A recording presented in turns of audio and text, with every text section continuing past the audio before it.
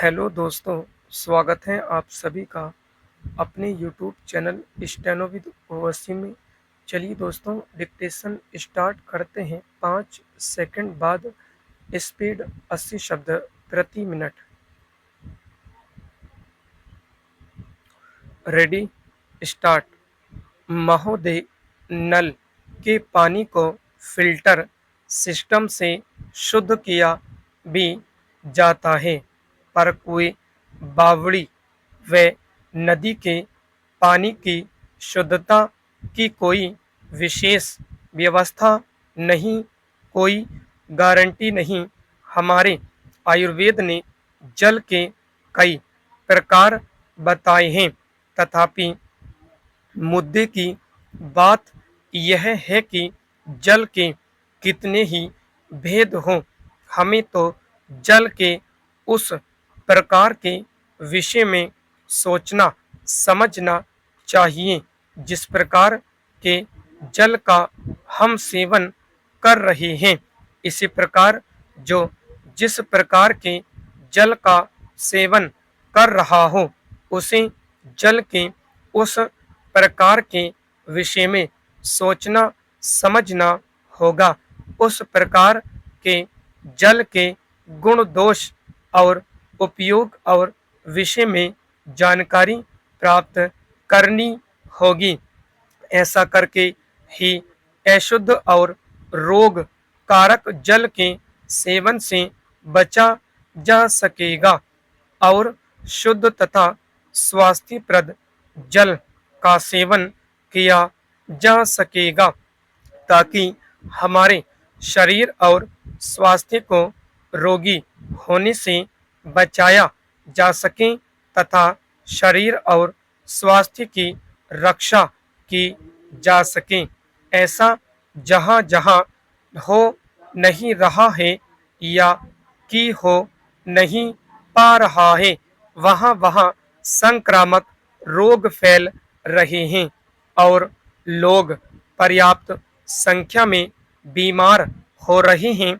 ऐसा महत्वपूर्ण है जल, जिसके विषय में हम कोई सोच विचार नहीं करते और हर कहीं का जल लेकर बिना सांस लिए गटागट पी जाते हैं। जिस जल का हम सेवन करें, उसके विषय में हमें यह अवश्य जान लेना चाहिए कि वह जल कहाँ से लाया गया है, किस ढंग से रखा गया है और शुद्ध है या नहीं।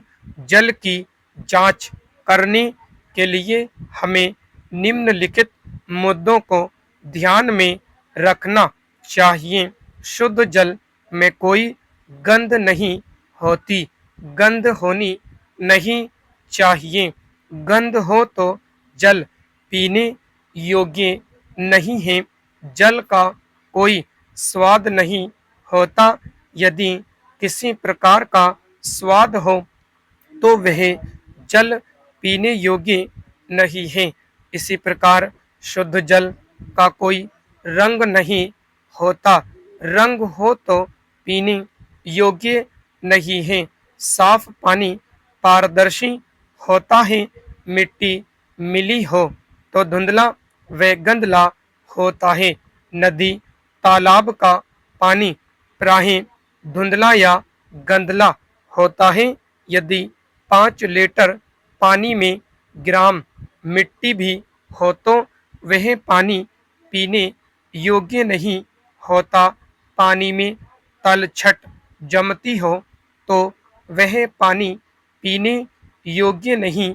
जल में सोडियम क्लोराइड के अतिरिक्त कैल्शियम मैग्नीशियम क्लोराइड भी होते हैं। इनकी मात्रा पानी को दूषित कर देती है। जिस जल में कचरा, रेसे, धुंधलापन, पत्ते, मट मैलापन और गंध हो, वह पानी पीने योग्य नहीं होता। चिकित्सा की दृष्टि से जल बहुत उपयोगी सिद्ध होता है। इसलिए प्राकृतिक चिकित्सा के अंतर्गत जल चिकित्सा का उपयोग किया जाता है। पथ्य और अपथ्य की दृष्टि से जल का उपयोग करने या न करने से संबंधित कुछ आवश्यक और हितकारी सूचनाएं यहाँ प्रस्तुत कर रहे हैं। शीतल जल देर से और गर्म करके ठंडा किया हुआ पानी जल्दी पचता है। कुनकुना गर्म पानी भी जल्दी पचता है। भोजन के आरंभ में पानी पीने से कमजोरी आती है और अंत में पीने से मोटापा। स्टॉप। दोस्तों, इसी तरह से डेली आपको आउटलाइन की प्रैक्टिस करके डिक्टेशन लिखना है और आप मेरे Telegram group steno with Waseem search करके जुड़ सकते हैं। धन्यवाद दोस्तों।